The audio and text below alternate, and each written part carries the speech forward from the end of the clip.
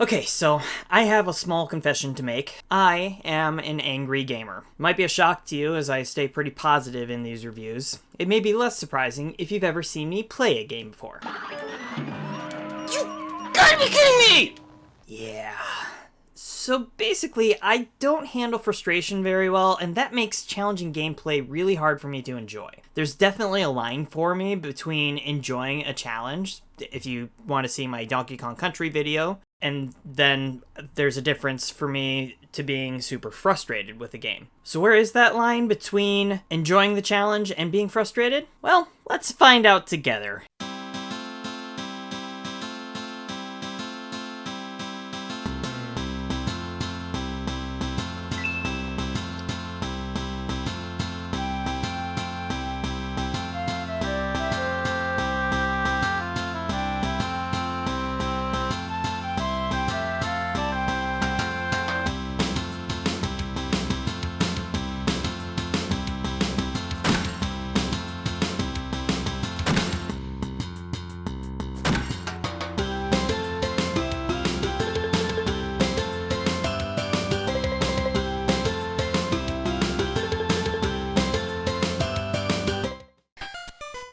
Hey everybody, and welcome back to a new episode of Backlogged, the show where I tell you what to do with all those games you're piling up. Today I'm tackling a classic game that I played through while experimenting in the world of Let's Play videos. So if that sounds like fun to you, make sure to let me know down in the comments, and while you're there, go ahead and hit those other buttons, the like and subscribe buttons. Or hey, you know what? Go ahead and hit those other buttons anyway, because it lets me know that all of my hard work on the show is paying off. This has been the hardest game for me to sort out my feelings about, as I've been trying to figure out what difficult games mean to me, because I've only really recently started playing some of the newer, more difficult games, like Elden Ring. Don't worry, we'll get there. Maybe. Kind of a toss-up right now, because the question I've been asking myself is, when does a hard game stop being fun? It's a question everyone can answer differently, and one that I'm struggling through with this specific game right now. So which classic difficult game are we talking about today? Contra? Ghosts and Goblins? Yeah, right, I do not hate myself that much yet. No. Today, we're talking about a Mario game on the NES. Specifically, today, we tackle Super Mario Bros. 2. Here we go! By now, everybody on the internet knows how Super Mario Bros. 2 was not actually a Mario title originally, but a Japan-only game called Doki Doki Panic. Japan's version of Mario 2 was Mario 1, but unfair. However, ever since they reskinned Doki Doki Panic to a West-only Mario game, it's been adopted into the series, and several concepts have continued to return. Now, this was not a Mario game my family had on the NES back in the day. I only ever experienced this game at my babysitter's house, where they had Super Mario All-Stars on the SNES, the version of Super Mario Bros. 2 I know best. Weirdly, not the one I played for today's video, because at the time that I was going through it, the Switch Online didn't have Super Mario All-Stars. So I played the regular old NES version on Switch Online instead. Basically, of all the classic Marios out there, I know this one the least, not counting Lost Levels, which is the Japanese Mario 2. So I looked up the story for this game, and doesn't matter. Short version, Mario and friends see a door leading to a world called Subcon that has been cursed by a frog named Wart. That world asks for help, Mario and company just kind of luck into a way there, and boom, we have game. This was the 80s. A video game didn't need more than a basic premise to give us a reason to play. That's what made the original Mario so special. It was just fun, and all it gave us was Plumber Saves Princess. Yes, perfect, sign me up! It doesn't line up all that well with the usual Mario story, mainly because they needed Peach to fill one of the character slots, so no kidnapping here. It's pretty weird, and that extends to the gameplay. Before I get to the gameplay though, I gotta say, for an NES game, this game looks and sounds astonishing. There's so many characters that got their start here. Sort of not canon yet, but when they did join the Mario universe proper, they look exactly the same. Birdo's the most obvious due to multiple memorable encounters.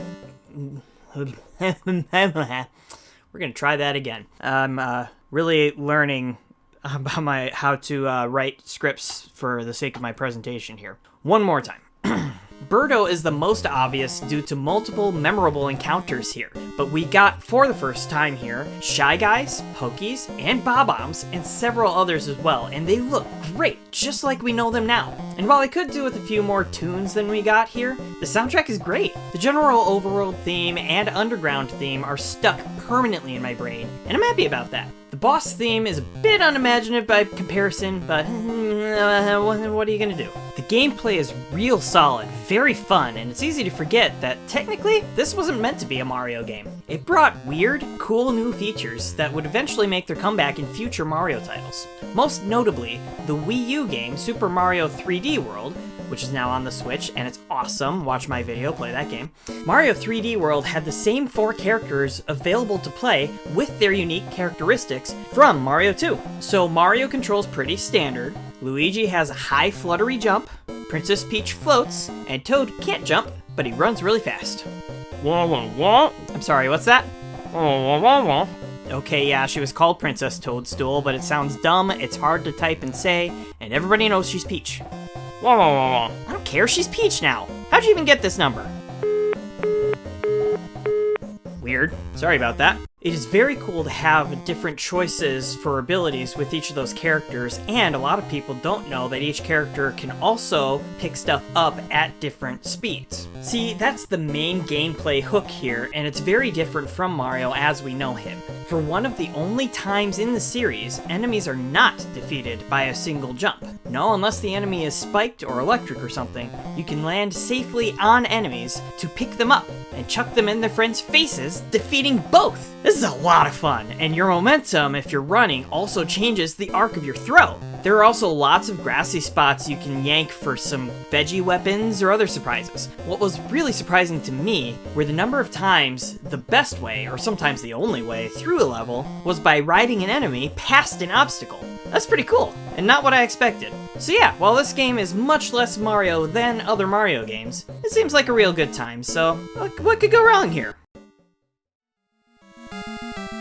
Alright, so here's where things get complicated for me. This game is retro, meaning arcade-like, meaning really flippin' hard! The first area is not too bad, I've been through it 1,000 times before. World 2 got way too hard in a hurry. Right off the bat, I need to say this. I will stay as calm as possible. I hate sand! You have to dig and dig to get anywhere. The digging takes time, there's no veggies, so you have to pick up enemies to defeat other enemies, but you can't because sand, and you have to dig past them if you want to avoid them, but guess what happens when they reach the pit you just dug? Yes, that's right, they fall right on top of you! Ah! This was just World 2. I did not clear World 2. No, I died and got a game over. And this being the 80s, you know what that means. Yep, I had to start from the very beginning of the game. Now look, my biggest thing is that I never want to write something off for one dumb reason, like it's too hard or I just don't like it. I try to appreciate the merits of a game, look for the positive. Maybe, just maybe, I'm spoiled. But sometimes, I don't care if I have to look things up or cheese my way through a game. Sometimes all I want is to be able to finish, which is my main goal for each game in this show. So, I was playing this through the Switch's NES Online app, which has save states. So, yeah, I save scummed my way through, and being perfectly honest, I really don't think I would ever beat this game any other way. Even as short as these old games are, if I had to keep restarting every time I struggled through a level, I would quit. And that's why things are muddy for me as I approach my review of this game. Should I be docking some points for the arcadey difficulty? This game was frustrating, but was it fun? Another quick example of difficulty in this game is a late level, where you travel to the right, as you always do, you end up at a chasm. There seems to be no way forward. Turns out, there are flying enemies that you're supposed to jump on and ride to the left until you reach a new platform. But the flying enemies are the only hint that this is a thing at all. I was able to figure it out, thankfully, but it felt very unintuitive. Like, who's gonna think to do that when no other level in the game teaches this to you? And it's absolutely necessary to reach the end.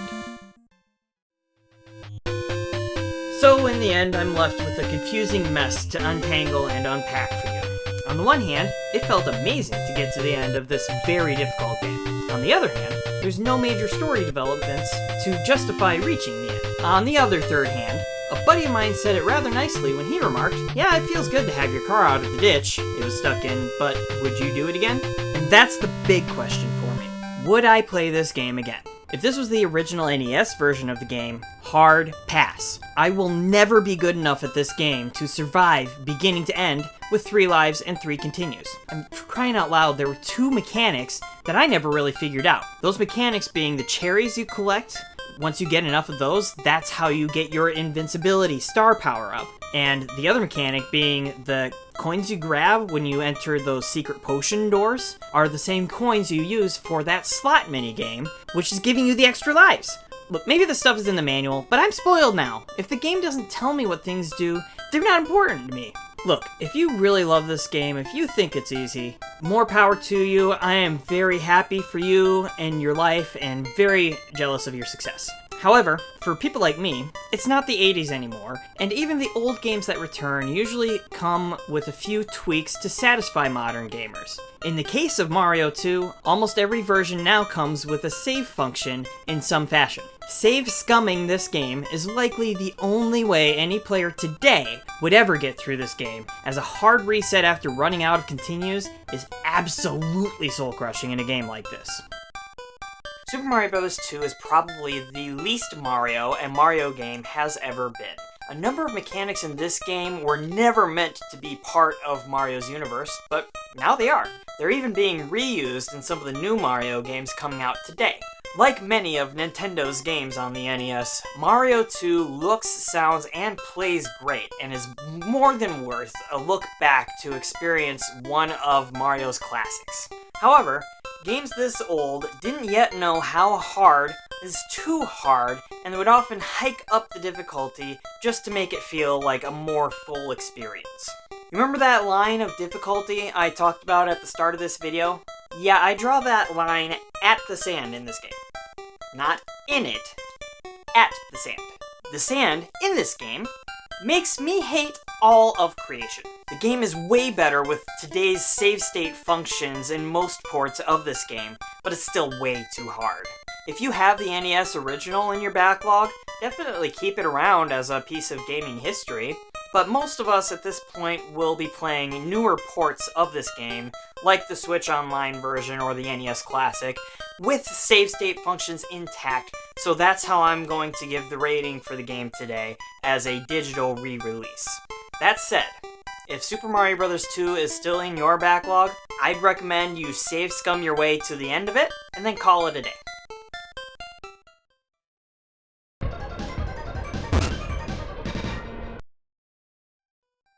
As always, thanks so much for watching today's episode. Today's trivia is kinda not a trivia, and it's real easy to research. I got my first request to feature a game on this show, and that is coming up next. So feel free to check out some comments, and you'll know exactly what to look forward to. I'll see you then.